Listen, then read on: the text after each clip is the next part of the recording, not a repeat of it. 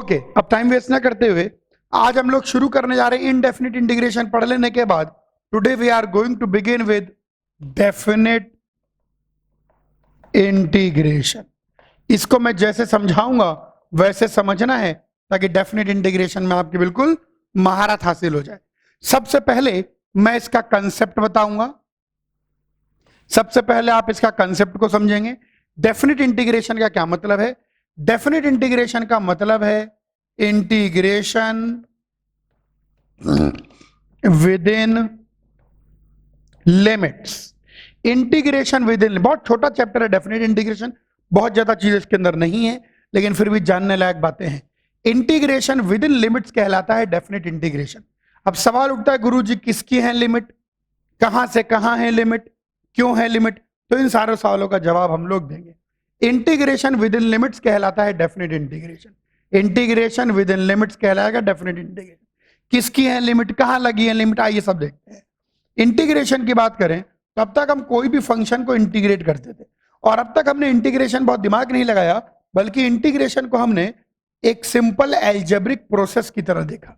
Integration को हमने simple algebraic process की तरह देखा कि भैया एफ को इंटीग्रेट करने का मतलब है एक ऐसा फंक्शन ढूंढिए जो डिफरेंशिएट करके एफ आ जाए। जब आप इसी इंटीग्रेशन को लिमिट्स में करते हैं ए से बी, यहां जो चीज लिखते हैं उसको लोअर लिमिट कहते हैं और यहां पर जो चीज लिखते हैं उसको अपर लिमिट कहते हैं। यहां पर एक बात ध्यान देनी है, जरूरी नहीं है कि ए बी से छोटा हो, ऐसा कुछ नहीं है। ए बी से बड़ा भी हो सकता है, ए बी के बराबर भी हो सकता है, ए बी से छोटा भी हो सकता है। जो नीचे लिखा जाता है वह लोअर लिमिट कहलाता है और जो ऊपर लिखा जाता है वह अपर लिमिट कहलाता है। कौन वेरी कर रहा है ए से बी, किसकी लिमिट है ए से बी? तो जिसके रिस्पेक्ट में आप इंटीग्रेशन करते हैं। यहां किसके रिस्पेक्ट में इंटीग्रेशन है? एक्स के रिस्पेक्ट में इंटीग्रेशन। बचपन में हमारे गुरुजी कहा करते थे जिसकी लाठी उसकी भैंस, तो डी को समझे लाठी की तरह। जिसके पास है डी उसी की भैंसें यहां पर आएंगी। किसके पास है डी? एक्स के पास है डी। किसके रिस्पेक्ट में इंटीग्रेशन है? एक्स के रिस्पेक्ट में। तो एक्स वेरी कर रहा है, एक्स वेरी कर रहा है open interval A to B. ध्यान देना है लिमिट्स कभी भी इंक्लूडेड नहीं होती है। एक्स हमेशा ओपन इंटरवल में वेरी करता है। एक्स हमेशा कहां से कहां वेरी करता है? ओपन इंटरवल में वेरी करता है। तो पहली बात तो यह समझ में आनी चाहिए कि यह interval should be in range of function with respect to which integration is being done। यह जो ए टू बी है कौन वेरी कर रहा है? एक्स वेरी कर रहा है। तो एक्स में वेरी करने की क्षमता भी तो होनी चाहिए। अगर मान लीजिए मैं आपसे पूछूं integration of cos x D sin x 1 से 2, तो पहली नजर में देखते ही आप कह देंगे गुरुजी नॉनसेंस है। क्यों नॉनसेंस है भैया? ये इसलिए नॉनसेंस है भैया क्योंकि किसके रिस्पेक्ट में इंटीग्रेशन हो रहा है? साइन एक्स के रिस्पेक्ट में इंटीग्रेशन हो रहा है। तो किसकी लिमिट डली है? साइन एक्स की लिमिट डली है। तो कौन वेरी करना चाहिए 1 से 2? साइन एक्स वेरी करना चाहिए 1 से 2। क्या साइन एक्स में है हिम्मत 1 से 2 वेरी करने की? नहीं। तो ये इंटीग्रेशन अपने आप में ही नॉट डिफाइंड हो जाएगा। ध्यान रखना, जिसके रिस्पेक्ट में आप इंटीग्रेशन कर रहे होते हैं उसकी लिमिट्स यहां डलती है। नीचे लिखने वाले को लोअर लिमिट कहा जाता है, ऊपर लिखने वाले को अपर लिमिट कहा जाता है। लेकिन ऐसी कोई शर्त नहीं है कि लोअर लिमिट अपर लिमिट से छोटी हो, ऐसी कोई बात नहीं है। ये ए है ये बी है, दोनों बराबर भी हो सकते हैं। नीचे वाला छोटा भी हो सकता है, नीचे वाला बड़ा भी हो सकता है, ऐसा कोई दिक्कत नहीं है। और जिसके रिस्पेक्ट में आप इंटीग्रेशन कर रहे हैं वो ओपन इंटरवल में पूरा वेरी करना चाहिए, वो ए से भी पूरी वैल्यू लेना चाहिए, वो ए से भी उसके रेंज में होना चाहिए। तो ये डेफिनिट इंटीग्रेशन तभी वैलिड है जब ये जो इंटरवल आ रहा हो ये उस फंक्शन की रेंज में हो जिसके रिस्पेक्ट में आप इंटीग्रेशन कर रहे हैं। अगर मान लो नहीं हुआ रेंज में तो नॉट डिफाइंड, नॉनसेंस, रिडिक्यूलस। जैसे यहां पर हम साइन एक्स, क्या साइन एक्स 1 से 2 वेरी करेगा? नहीं करेगा। ये चीज नॉनसेंस हो गई, ये चीज डिफाइन नहीं होगी, इस चीज का कोई मतलब नहीं निकलेगा। इतना ही नहीं, एक तो डोमेन में होना चाहिए, भाई 3 बातें यहां समझनी है। पहली बात यह समझनी है किसकी लिमिट है, कौन वेरी कर रहा है ए टू बी। तो पहली बात हम समझ गए कि भैया जिसके रिस्पेक्ट में इंटीग्रेशन होता है उसकी लिमिट डलती है, नीचे लिखने वाले को लोअर लिमिट, ऊपर लिखने वाले को अपर लिमिट, और वो वेरी करता है ए टू बी। तो उसमें इतनी क्षमता होनी चाहिए, कहने का मतलब मैथमेटिक्स की भाषा में बात करें तो उसकी रेंज में इंटरवल होना चाहिए। अगर उसकी रेंज में ये इंटरवल नहीं है तो वहां से वहां वेरी ही नहीं करेगा। अरे जब वेरी ही नहीं करेगा तो काहे बात का डेफिनेट इंटीग्रेशन। एक और बात, जिसको इंटीग्रेट कर रहे हैं उसकी डोमेन में कॉरस्पॉन्डिंग एक्स की वैल्यू होनी चाहिए। ये जो इंटरवल जो है एक्स वेरी कर रहा है, also F X must have A to B correspondingly in its domain। अरे फंक्शन डिफाइन भी तो होना चाहिए। अब आप बोलोगे गुरुजी डोमेन की क्या नौटंकी आ गई? डोमेन की नौटंकी इसलिए आ गई क्योंकि जिसके रिस्पेक्ट में इंटीग्रेट कर रहे हो वह भी एक्स पर निर्भर है, और जिसको इंटीग्रेट कर रहे हो वह भी एक्स पर निर्भर है।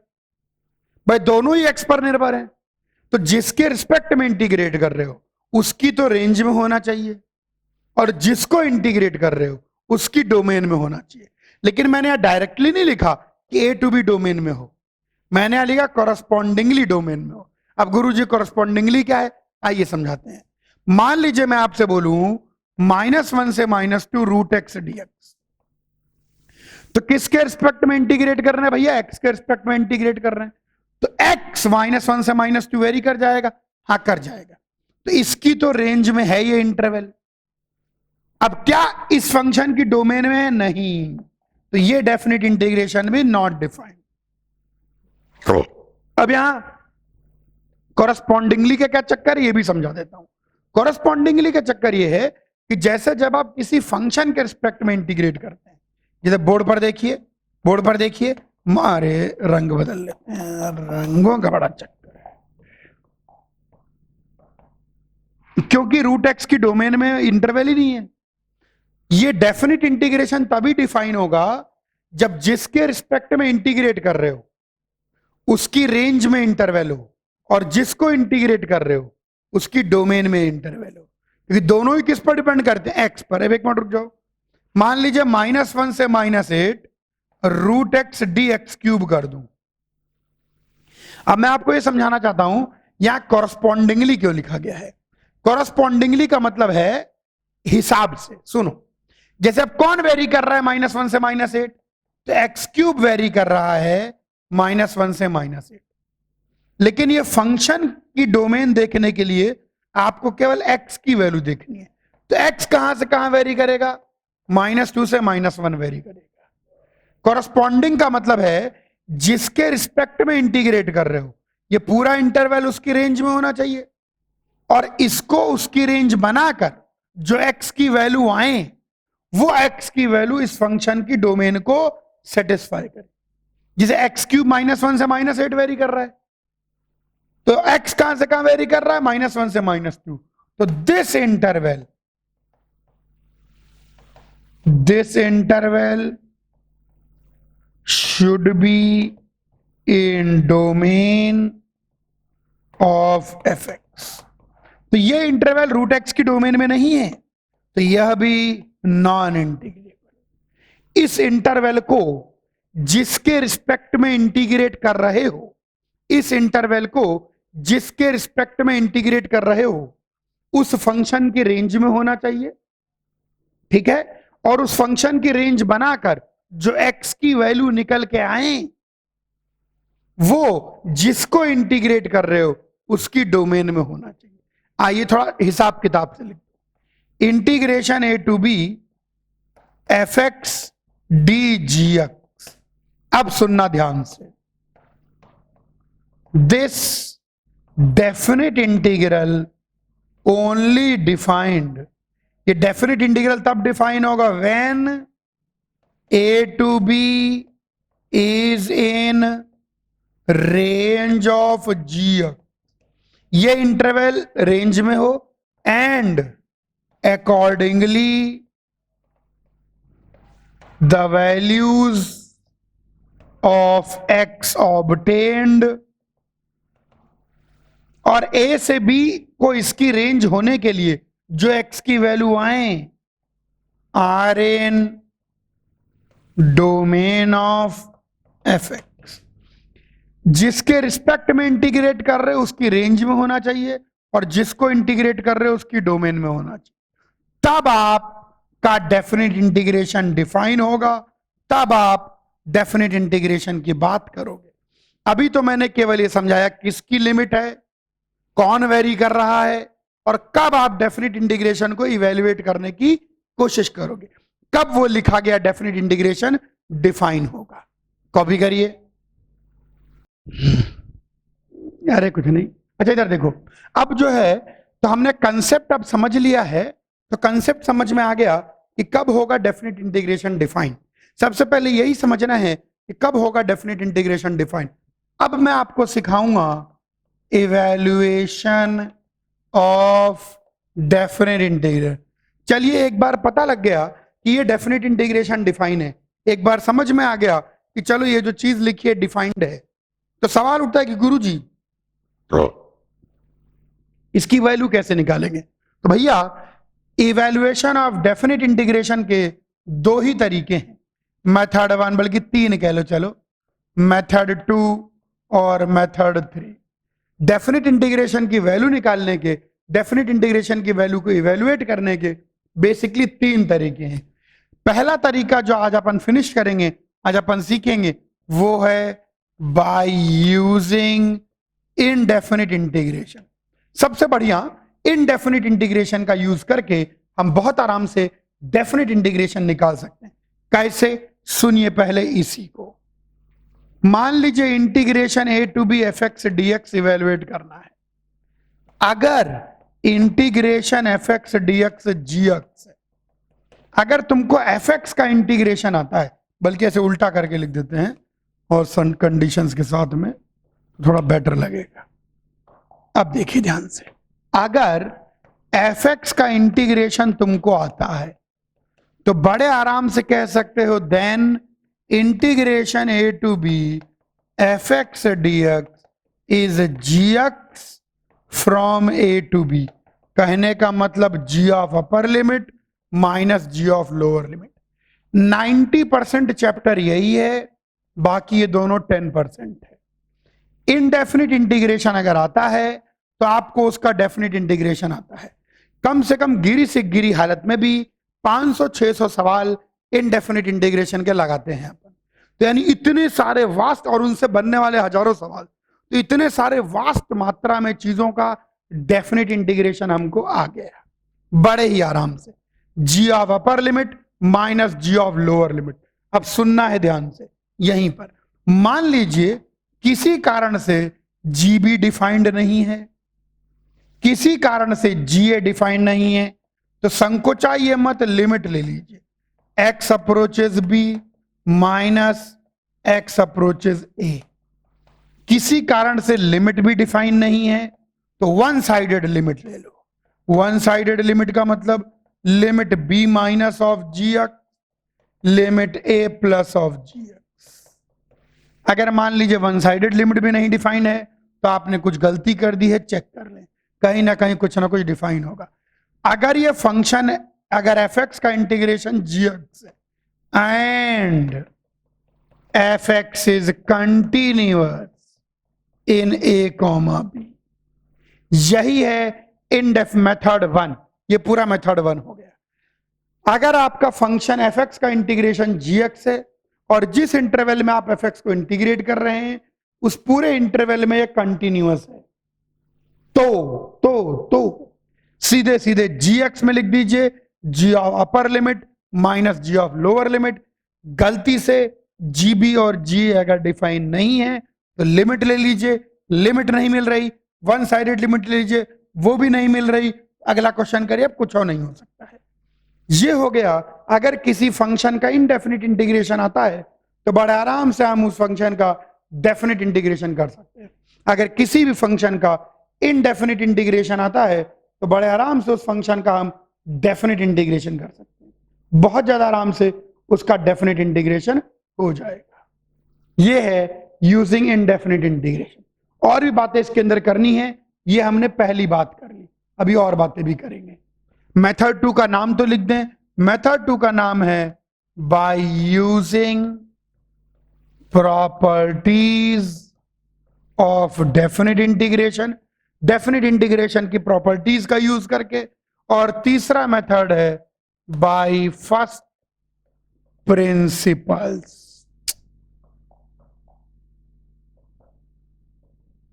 या इसको ab initio,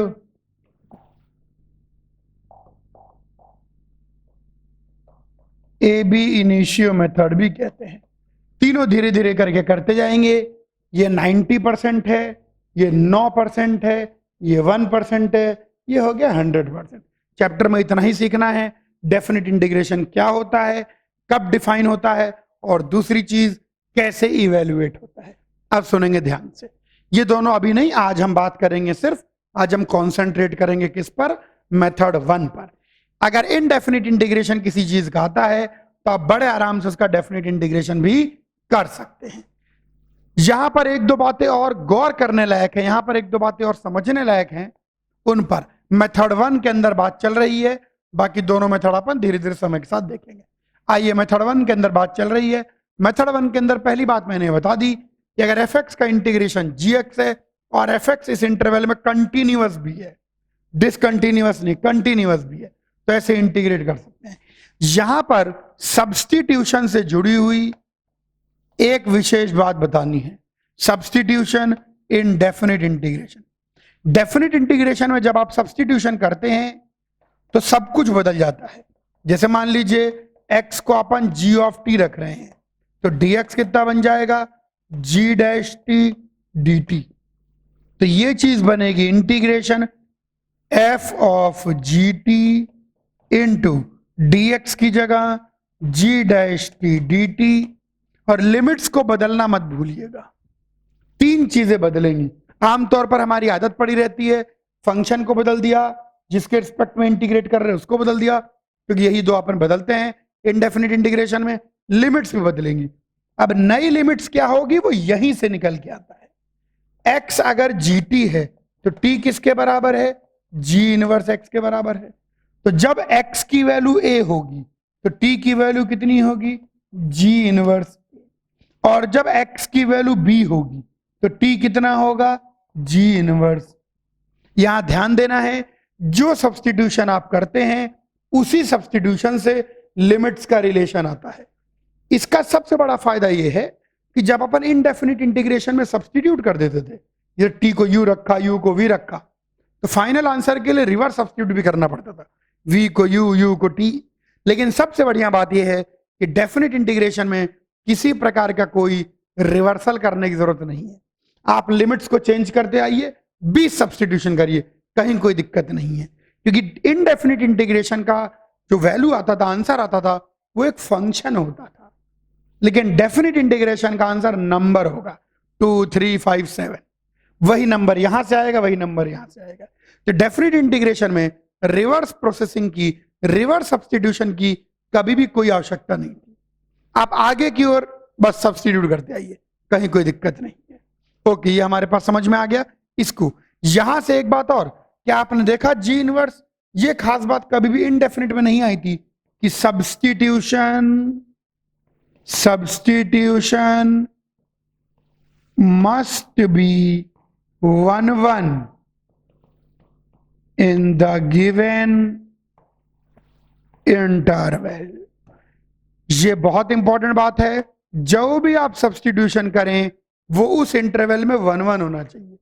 many one substitution नहीं कर सकते, मैनी वन सब्स्टिट्यूशन नहीं कर सकते। इनडेफिनिट इंटीग्रेशन का यूज करके मैं आपको डेफिनिट इंटीग्रेशन इवेल्युएट करना सिखा रहा हूं। बस 4 बातें देखनी है। पहली बात तो ये देख ली, दूसरी बात ये देख ली कि सब्स्टिट्यूशन करेंगे तो फंक्शन भी चेंज होगा, जिसको रिस्पेक्ट में इंटीग्रेट कर रहे हैं वह भी चेंज होगा, और लिमिट्स भी चेंज होगी। लिमिट्स में बैक सब्स्टिट्यूशन की जरूरत नहीं होती। और दूसरी बात, जो भी सब्स्टिट्यूशन करेंगे वह गिवन इंटरवल में 1 होना चाहिए।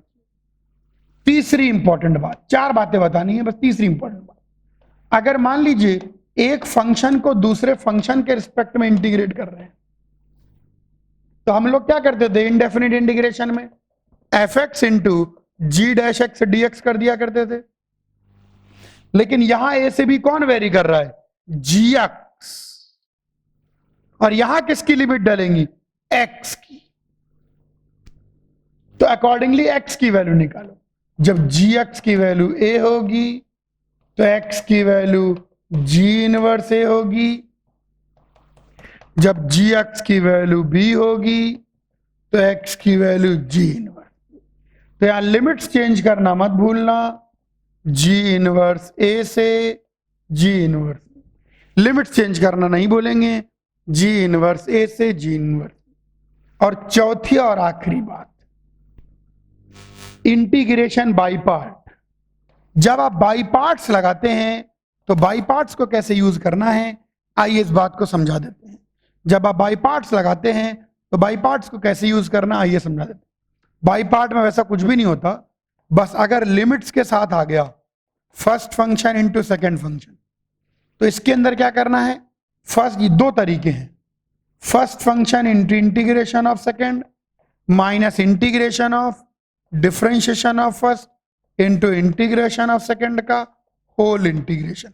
या तो पूरा इवेल्युएट कर लें और उस पर लिमिट लगा दें ए टू बी। अगर आप इंटीग्रेशन बाय पार्ट करते हैं या तो पूरा इवेल्युएट करके लिमिट लगा दीजिए, आमतौर पर यह काम नहीं करता। या फिर क्या करना है ये सुनिए, first function into integration of second, इसकी लिमिट लगेगी माइनस यहां बाहर के इंटीग्रल पर लिमिट लगेगी। ये ध्यान रखिए, अगर अलग अलग टुकड़ों में करना है, आमतौर पर यही काम में आता है। जब आप इंटीग्रेशन बाय पार्ट लगाते हैं तो ध्यान रखेंगे कि first function into integration of second, आप तो ये रट लीजिए कि सेकेंड फंक्शन के इंटीग्रेशन पर लिमिट नहीं होती। तो सेकेंड फंक्शन के इंटीग्रेशन पर लिमिट नहीं होती, सेकेंड फंक्शन के इंटीग्रेशन पर लिमिट नहीं। अब क्या करना है, काम की बात सुनिए, first function into integration of second, first function into integration of second, ये पूरा मल्टीप्लाई करेंगे, सेकेंड फंक्शन को इंटीग्रेट करेंगे, उसको फर्स्ट फंक्शन से मल्टीप्लाई करेंगे, और जो पूरा मसाला बनेगा उस पर लिमिट लगाएंगे ए टू बी, और यहां बाहर वाले पर लिमिट रहेगी। ये हो गए सारे पैंतरे, सारी बातें कि इनडेफिनिट इंटीग्रेशन की मदद से कैसे करना है डेफिनिट इंटीग्रेशन। कॉपी करिए। करते हैं भैया मेथड 1 से डेफिनिट इंटीग्रेशन, इनडेफिनिट इंटीग्रेशन की मदद से। इस पर बेस्ड बहुत अच्छे अच्छे सवाल हैं और कुछ सवालों में कुछ नयापन है, कुछ नया सीखने को मिलेगा। तो आओ पहले आप लोग एक एक मिनट लगा के इनको अटेम्प्ट करो, फिर हम जो है एक एक करके सारे बता देंगे। शुरू हो जाए, समय का नष्ट ना करें। इंटीग्रेशन 3 से 8 sine of root x plus 1 upon root x plus 1 dx। दूसरा सवाल है, शुरुआत के कुछ सवाल हल्के से प्रैक्टिस बेस्ड भी हैं। 0 से π/4 cos 2x into root of 4 minus sine 2x dx। तीसरा सवाल बहुत अच्छा, इंटीग्रेशन अल्फा से beta dx upon root of x minus alpha x minus beta. चौथा सवाल लगाने के लिए जगह भी चाहिए, इसलिए अपन जगह छोड़ छोड़ के करेंगे। इंटीग्रेशन 0 से 1 x into ln of 1 plus 2x dx। और पांचवा सवाल कौन सा दें, यही वाला दे दें क्या, चलो इंटीग्रेशन -1 से 1 x square D ln x। 5 minute लगाइए, खटाखट अटेम्प्ट कीजिए।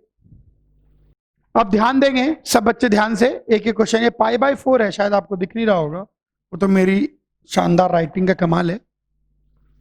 It is π/4। ओके, चलिए बात करते हैं।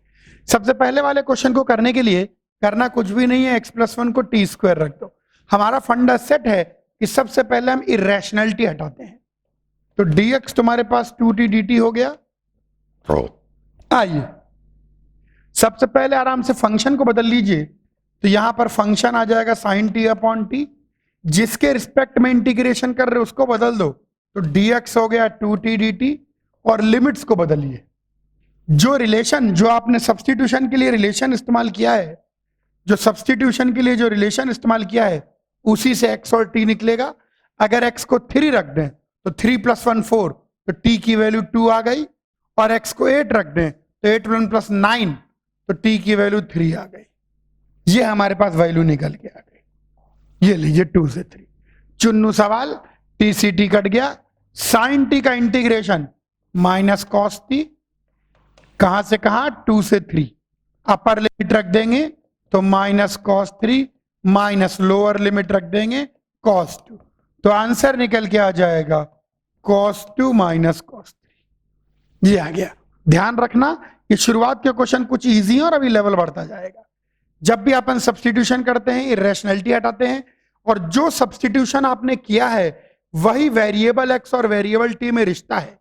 जो सब्स्टिट्यूशन आपने किया है वही वेरिएबल x और वेरिएबल t में रिश्ता है, और उसी रिश्ते से पुरानी लिमिट और नई लिमिट में वैल्यू निकलती है। एक बात और बच्चे पूछते हैं कि सर x+1 को t² रखा, तो जब x को आपने 2 रखा तो x को जब आपने 3 रखा, 3 + 1 4 हो गया, 4 = t² आ गया, तो t की वैल्यू ±2 दोनों लेंगे क्या? नहीं।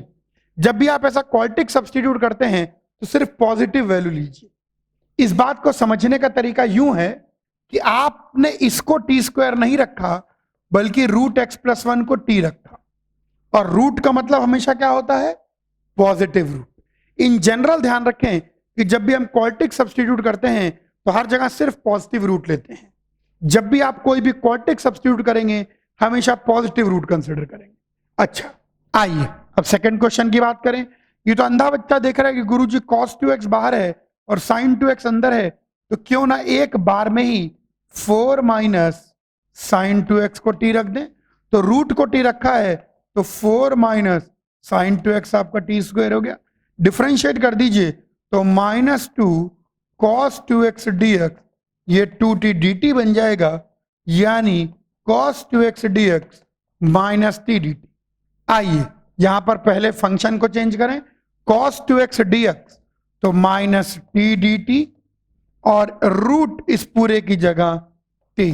लिमिट्स को देखें, यही है x और t में रिश्ता, इसी रिश्ते से सीमाएं निकलेंगी।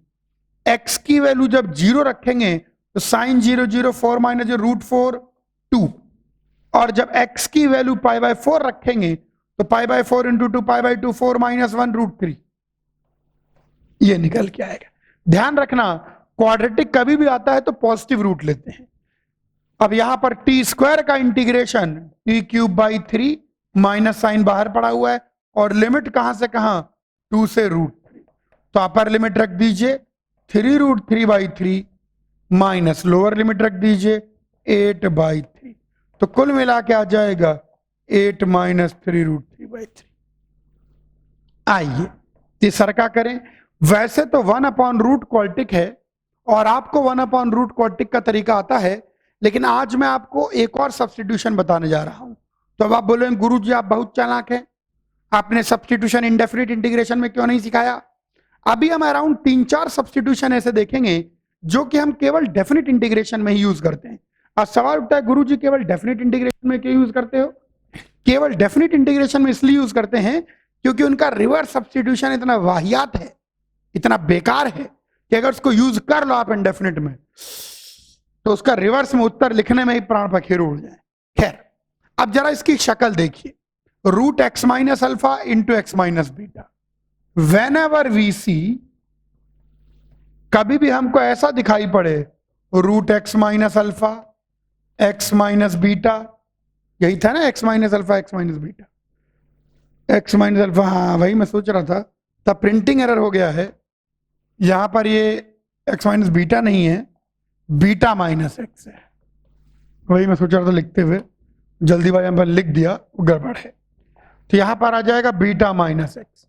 कभी भी आपको आप ये देखें या ऐसा भी कुछ देखें x - α बीटा -x, तो पुट कर दें x को alpha sin² theta beta cos²।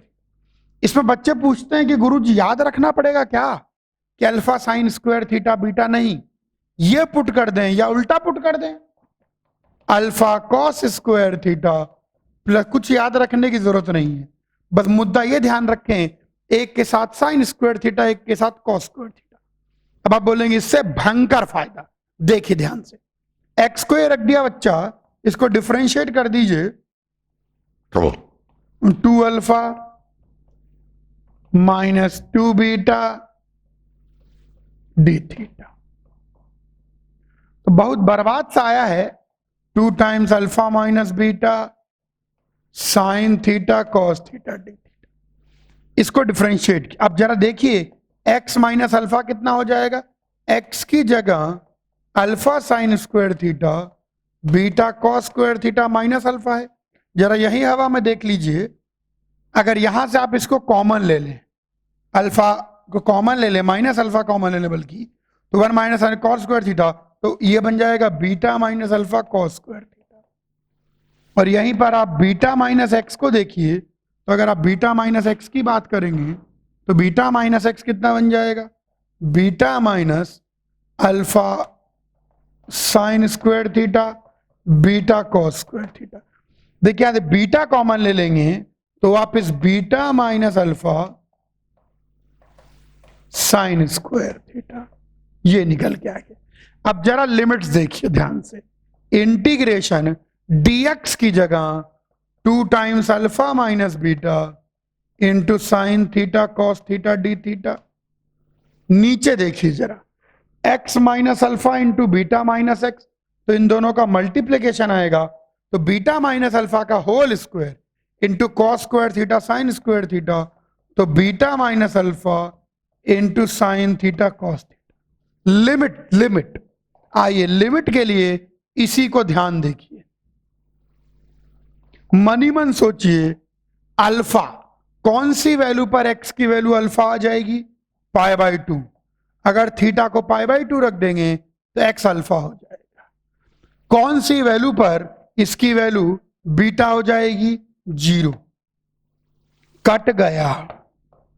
देखिए यहां एक माइनस साइन आ जाएगा और 2 तो खैर पड़ा ही रहेगा, तो यहां पर ये -2 बाहर निकाल लें, थीटा कहां से कहां, π/2 से 0, तो आ गया 2 इंटू π/2 पाई पाई पाई पाई। कॉपी करें तो बाकी दोनों को भी करूं, कॉपी करिए पहले। चलिए और देखें, फोर्थ क्वेश्चन जो है कुछ और नहीं, सिर्फ इंटीग्रेशन बाय पार्ट को एक्सप्लेन करने के लिए जस्ट दिया है मैंने। फोर्थ क्वेश्चन और फिफ्थ क्वेश्चन सब्स्टिट्यूशन को एक्सप्लेन करने के लिए, हर चीज जो पढ़ी है उसका एक्सप्लेनेशन जरूरी है। फोर्थ क्वेश्चन के अंदर ऑब्वियस सी बात है, आई लेट, तो ये बनेगा फर्स्ट फंक्शन, ये बनेगा second function. First function into integration of second, इस पूरे पर एक साथ लिमिट लग जाएगी, minus integration of differentiation of first into integration of second का होल इंटीग्रेशन। ये लीजिए निकल के आ गया, 2 से 2 कट गया यहां पर। इसके अंदर तो लिमिट रख दीजिए, अगर 1 रखते हैं तो ln 3/2 बन जाएगा और 0 रखने पर स्वाहा हो जाएगा। 0 से 1 यहां x² into 1 plus 2x dx, quadratic upon linear बहुत आराम से इंटीग्रेट हो जाएगा। यही चीज बनाएंगे x² और 1 प्लस 2x, तो मैं क्या करता हूं, इसको 2 से मल्टीप्लाई डिवाइड कर देता हूं, तो 2x² बन गया और प्लस x माइनस x कर देता हूं। इससे फायदा क्या हुआ आप पूछेंगे, तो भयंकर फायदा हुआ है, माइनस ऑफ इंटीग्रेशन 0 से 1, एक हिस्सा x अगर कॉमन है, चलो एक साथ ही कर लेते हैं यार, 1 प्लस 2x बन गया, माइनस x, दोनों के दोनों इंटीग्रेबल हैं, ये तो 1 प्लस 2x कट ही जाएगा, तो मैं केवल लिखूंगा IAG का मतलब इंटीग्रेट एंड गेट, दोनों इजिली इंटीग्रेबल है। पांचवें क्वेश्चन को यहां पर देखिए, पांचवें क्वेश्चन के अंदर फील आती है कि -1 से 1 x² d ln x है, तो इस चीज को हम लोग बना सकते हैं d ln x यानी 1/x dx, लेकिन अब लाठी किसके पास थी, ln x के पास थी, तो लिमिट्स ln x की थी, अब लाठी x के पास है तो लिमिट्स भी अब x की डलेंगी। तो ln x अगर -1 है तो x कितना होगा 1/e, और जब ln x 1 है तो x कितना होगा e। अब तो ये चुन्नू चुटकुला बन गया, 1/e से x dx। वापस मैं कहूंगा आइए जी, लिमिट्स बदलना मत भूलना, जिसकी लाठी उसकी भैंस। कॉपी कर लीजिए।